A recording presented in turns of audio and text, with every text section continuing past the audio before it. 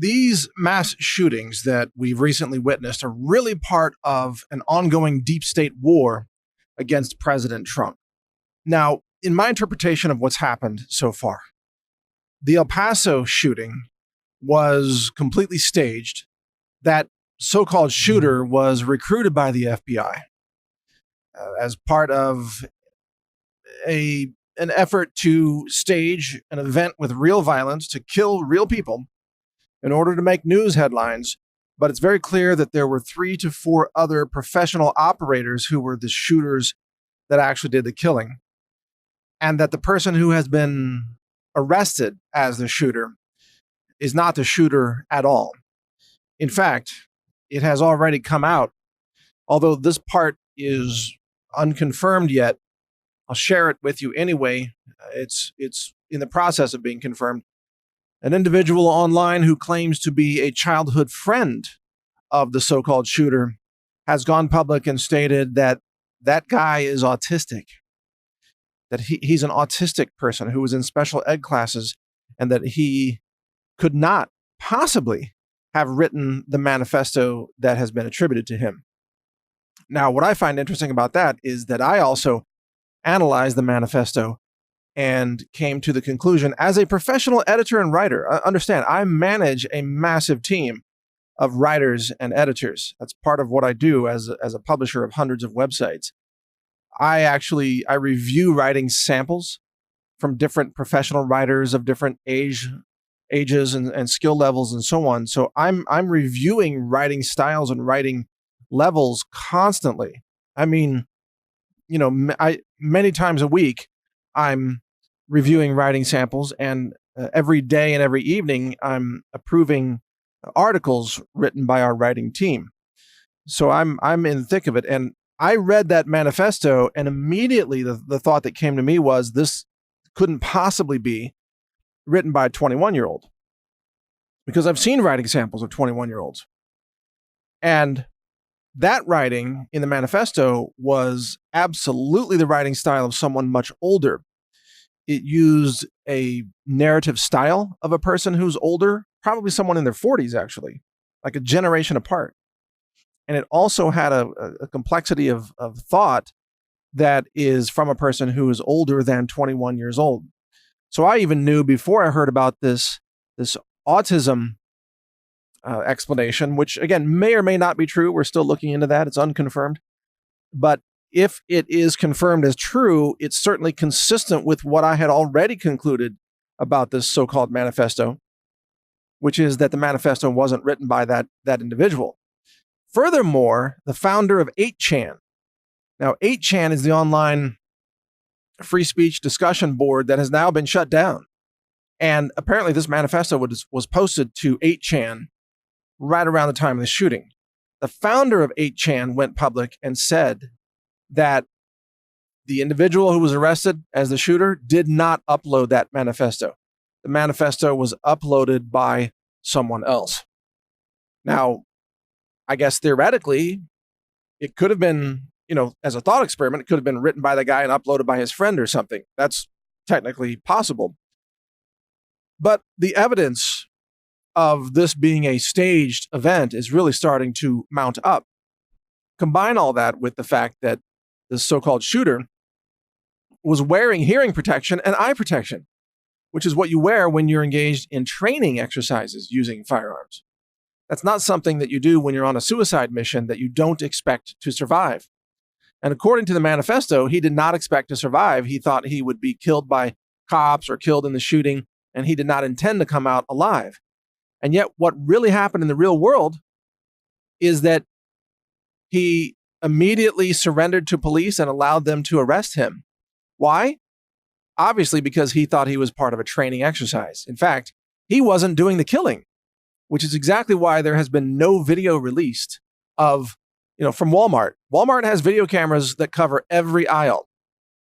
If they wanted to, if this were real, if that guy was the real shooter, they could have released the video of him doing the shooting. But he's not the shooter.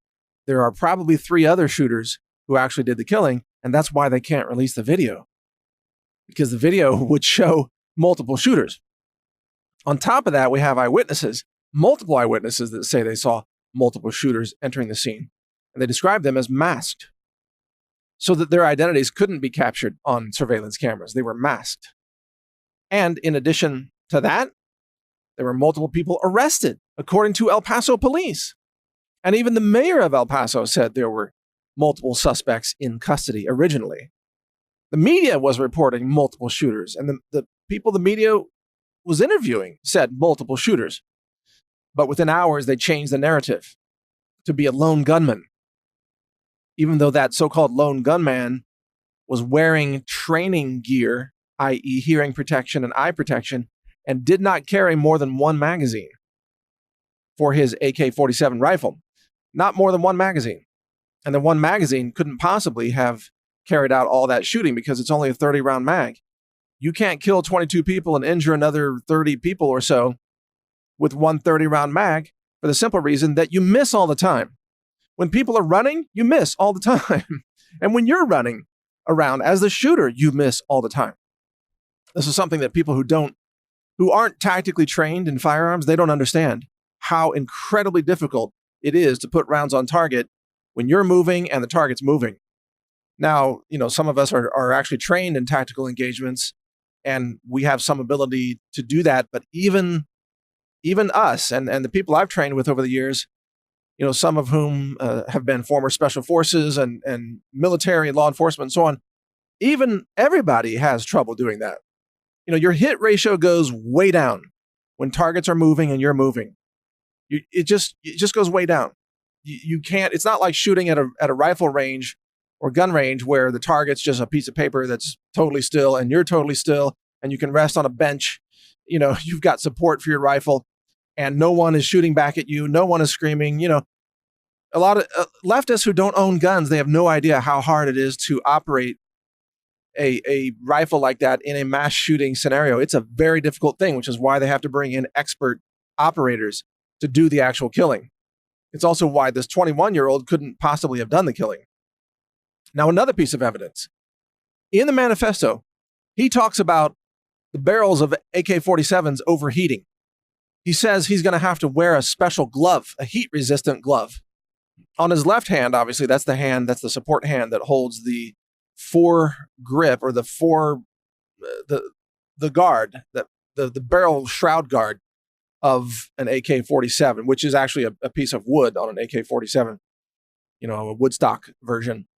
So in the photo that's been released, he's not wearing a glove, which tells you that even if he wrote the manifesto, which I don't believe, but even if he did, that he did not think he was going to fire 100 rounds.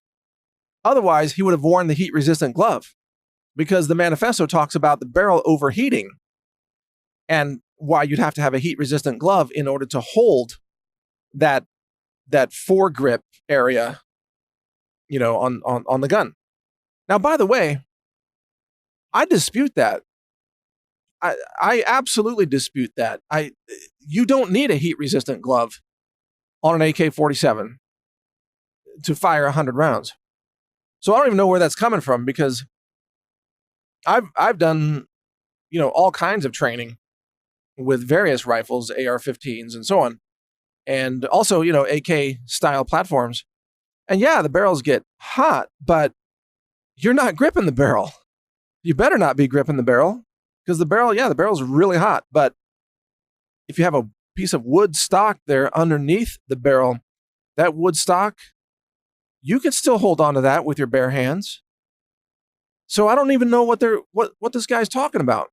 But again, people who never shoot these guns have no idea. So they're easy to fool. And that's your average leftist. Your average gun control person has no idea. They've never shot 100 rounds through a rifle. Well, I have days where I've shot 1,000 rounds through a rifle, just training in one intense day, doing a lot of training, rapid fire training, load up all kinds of magazines and do reloads during breaks and things like that. I've trained with other people, instructors who will put you through 1,000 rounds in a day. And does your gun get hot? Yeah. Is it too hot to touch? No, because you're not touching the barrel. You're holding on to the handguard or other things. And 100 rounds is not going to make your gun too hot to hold. Now, if you have a suppressor, that's different.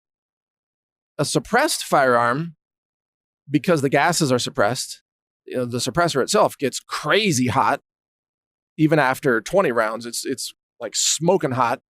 And after 100 rounds, you can cook bacon on it. You know what I mean? But an unsuppressed rifle, which is what's depicted in this photo, does not get too hot to handle after 100 rounds. So again, that's something out of the manifesto that just contradicts, real life knowledge about firearms. So there are a lot of anomalies that are appearing now. Like, why haven't they released the video footage of this guy actually doing the shooting? Why is someone claiming to be his friend now coming out and saying that the guy's autistic? Why does the manifesto appear to have been written by someone much older than 21? Why was the manifesto uploaded by someone who was not the shooter, according to 8chan? Why did he only have one magazine in the surveillance photo and didn't have a chest rig, didn't have a battle belt? Clearly, carrying out this kind of mass shooting would have taken much more than one magazine. Why did eyewitnesses say that they saw multiple shooters, masked men, entering the Walmart and carrying out the shooting? Why did other eyewitnesses describe hearing multiple shooters? Why did one journalist tweet that there was a second shooter who was shot and killed, and that her source was the El Paso police? Why did the FBI take over the investigation from the El Paso police? Why does the FBI have a history of recruiting people to carry out terrorist activities in America, according to the New York Times and the Kansas City Star? That's right, the FBI has been recruiting terrorists to carry out these plots for over a decade. The FBI plans the attack. The FBI provides the van. The FBI provides the explosives, although they're fake. The FBI provides, the drone to fly into the Pentagon and then blow it up. Again, these are all scenarios that the FBI comes up with, and then they get somebody to jump in and carry it out, and then they stop it at the last minute, or they have fake explosives instead of real explosives. This has all been reported by the New York Times and the Kansas City Star. I have screen grabs of those articles, and I link to those articles in my analysis on Natural News. And why did the FBI run this event, I believe, in the hours following the breaking news that the FBI destroyed Hillary Clinton's hard drives? The FBI engaged in the destruction of evidence of treason. Why did the FBI under James Comey and Barack Obama send spies into the White House to spy on Trump? Why did the FBI participate in the attempted treasonous political coup against the United States of America? Why did Christopher Wray, the current FBI head, cover up the truth about all of that and refuse to turn over evidence to the Department of Justice? Why did the FBI change the 302s, which are the records of the interviews? Why did the FBI exonerate Hillary Clinton, even as James Comey openly admitted that she engaged in all kinds of crimes and cover-ups, including violating national security laws? I mean, and there are probably 100 other questions to ask in all this. Do you see a pattern here? The FBI is the criminal cartel. And that's why the FBI took over the investigation in El Paso, because they have to cover up the evidence of the FBI's complicity in this attack. I believe the FBI plotted this attack. The FBI recruited possibly an autistic individual who was talked into this. The FBI told him it was a training exercise, which is why he's wearing training gear, i.e. hearing protection and eye protection, and only has one magazine, which he probably thought was loaded with blanks. That's why he surrendered immediately to police, and he was probably very confused at being accused of shooting people. He probably didn't shoot anybody. It's the FBI's own operators who did the shooting, and then the FBI took over the investigation in order to cover it all up, and they covered up the multiple shooters that were seen by eyewitnesses, and they covered up one of those shooters being killed by El Paso police. And the FBI refused to release the video footage of the shooting in the Walmart, even though that video footage obviously exists. This is a cover-up, folks. Real people died, and I think the FBI had them murdered. I think the FBI did this to try to destroy Trump, because look at who benefits. Look at the media narrative following this shooting. Oh, Trump is a terrorist. Trump is a white nationalist. All Trump supporters, they say now, a former CNN journalist now says that all Trump supporters need to be exterminated from America. This is what we're hearing now. This has enabled the left-wing media to depict all white people as terrorists, all Trump supporters as terrorists. This has enabled them to change the narrative and shift the focus off of the FBI's corruption and collusion and destruction of evidence with Hillary Clinton's email servers and those hard drives that had the backup emails. This is a massive criminal conspiracy being carried out and a psyop being carried out against the American people. So make sure you stay informed on all of this. Keep reading newstarget.com and naturalnews.com. Check out the videos on brighteon.com. And there's a lot of breaking news on all this at thegatewaypundit.com as well as infowars.com. You are not being told the truth by the mainstream media. Stay informed to learn the truth. Most of the vitamin C available on the market today is made from genetically modified corn. If you want non-GMO vitamin C, get it from the Health Ranger store. We are certified non-GMO, lab-tested for heavy metals, glyphosate, microbiology, and a lot more. Check out our non-GMO vitamin C at healthrangerstore.com.